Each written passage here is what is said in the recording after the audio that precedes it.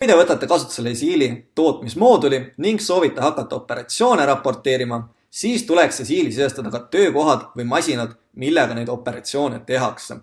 Seda on teha väga lihtne. Otsime tootmine, seadistused ja masinad. Klikime peale, avaneb nimekiri. Nüüd ei tasu heituda sellest, et nimetus on masinad, võite seda enda jaoks tõlgendada täiesti vabalt kui ka töökohad. Ja siin nimekirjas on meil siis olemas nii masinagrupid kui ka masinad. Nüüd, mis erisus neil on? Võtan ühe konkreetse näite ette, kirjutan siia pain ja tuleb meil ette, et siin on masinagrupp, painutajad ning selle all on meil 2 töökohta, painutaja 0 ja painutaja 1. Gruppe tasub kasutada siis, kui teil on mitu töökohta, millega saab ühte operatsiooni teha. Näiteks saab planeerimisel teha niimoodi, et vaikimisel läheb töö siia painutajate grupi peale ning sealt saab lihtsalt siis juba jagada painutaja 1 peale, painutaja 0 peale. Või samamoodi saab näiteks töötaja algust teha endale määratud tööd ära ning kui need tööd on tehtud, siis saab võtta grupile määratud töid. Kuid vaatame nüüd ühte konkreetset masinat ka. Võtame siit selle painutaja 0 lahti ning avaneb masinakaart.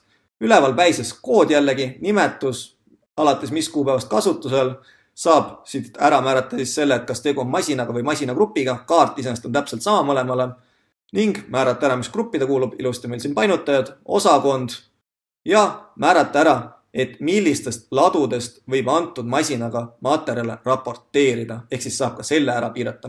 Allpool saab ära määrata erinevad tingimused, et kas antud masinaga näeb ainult neid töid, mis on talle määratud või siis näeb ka neid grupitöid.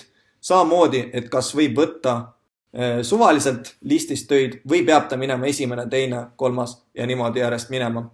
Ning siia saab ka määrata ära näiteks töösoleku kulu eurodes. Ehk siis see võetakse arvesse hiljem juba omahinna arvutusel. Siia saab siis ära siduda veel operatsioonid, mis operatsioone antud masinaga või grupiga teha saab, ära määrita vaikimisi seadistusaja, kirjutada juurde juhendi, lisaks veel määrata tööajad, mis päeval, mis kellani, see siis oleks juba ressursiarvestus hilisemas planeerimises ning samamoodi määrata siis, milline see operatsiooni raporteerimise vaade on, et milliseid tulpasid seal näidatakse ja milliseid mitte.